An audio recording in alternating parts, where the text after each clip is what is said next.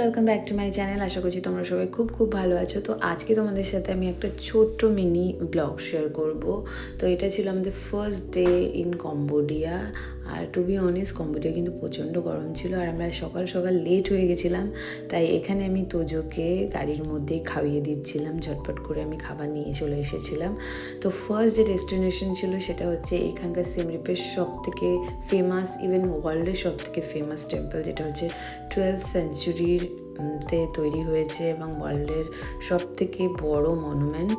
এটা হচ্ছে আঙ্গকর ওয়াট। তো আমি জানি না আমি ঠিকমতো প্রোনাউন্স করেছি কি না, বাট ভীষণ সুন্দর, আলাদা রকমের আর্কিটেকচার, মানে আলাদা রকমের সুন্দর, ভীষণ ভীষণ ভীষণ আলাদা রকমের সুন্দর। তো আমরা ঘুরে ঘুরে দেখেছি পুরো জায়গাটা। আর সত্যি কথা বলতে সেদিনকে আমার একদম মন করছিল না ব্লগ করার, তো সেই জন্য আমি ছোট ছোট ক্লিপ নিয়েছি, তাই একটা ছোট্ট মিনি ব্লগ করেছি। Hello. Excuse me, sir. What are you doing? Toju? তো ওখানে হচ্ছিল তোজোর ছোট্ট একটা মিস রেচেল সেশন। ওর হচ্ছে মিস রেচেল ফেভারেট। তো যেখানেই যাই আমরা কখনো কখনো একটুখানি তো মিস রেচেল সেশন হবেই, নয়তো ওর মুড ভালো থাকে না।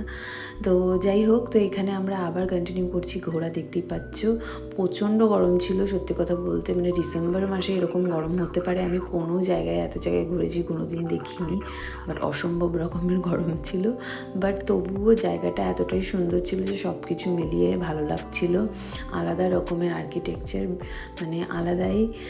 এটা হচ্ছে 12th সেঞ্চুরিতে তৈরি হয়েছে, তো তোমরা বুঝতেই পারছো কতটা পুরনো জায়গাটা। অবশ্যই করে তোমরা যদি কম্বোডিয়া যাও এই জায়গাটা একদম মাস্ট ভিজিট। ওয়ার্ল্ডের one of the largest monument. তো দেখে বুঝতেই পারছো কি সুন্দর, আলাদা রকমের।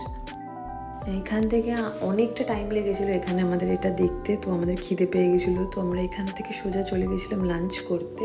আর লাঞ্চ করার পরে আমরা যেখানে গেছিলাম সেটা হচ্ছে একটা আর্ট সেন্টার ছিল। এখানে উডেনের বিভিন্ন রকমের আর্কিটেকচার, বিভিন্ন রকমের জিনিসপত্র তৈরি হয়। আর তাছাড়াও সিল্ক কীভাবে তৈরি হয়, বিভিন্ন রকমের আলাদা আলাদা ধরনের সিল্ক, আমার ফেভারিট অর্গানজা সিল্ক কী করে তৈরি হয় এখানে দেখাচ্ছিলো, যেটা দেখতে খুব ইন্টারেস্টিং ছিল। তার সাথে আর একটা ঘটনা এখানে ঘটে গেছে, সেটা হচ্ছে তোজো পড়ে গিয়ে নাকের মধ্যে স্ক্র্যাচ করে নিয়েছিল। তো যাই হোক, সব কিছু মিলিয়ে দিনটা বেশ ভালো কেটেছে। আর সেদিনকে সত্যি কথা বলতে আমার একদম এনার্জি ছিল না বড় ব্লগ করার, তো সেই জন্যই ছোট ব্লগটা। আশা করছি তোমাদের ভালো লেগেছে।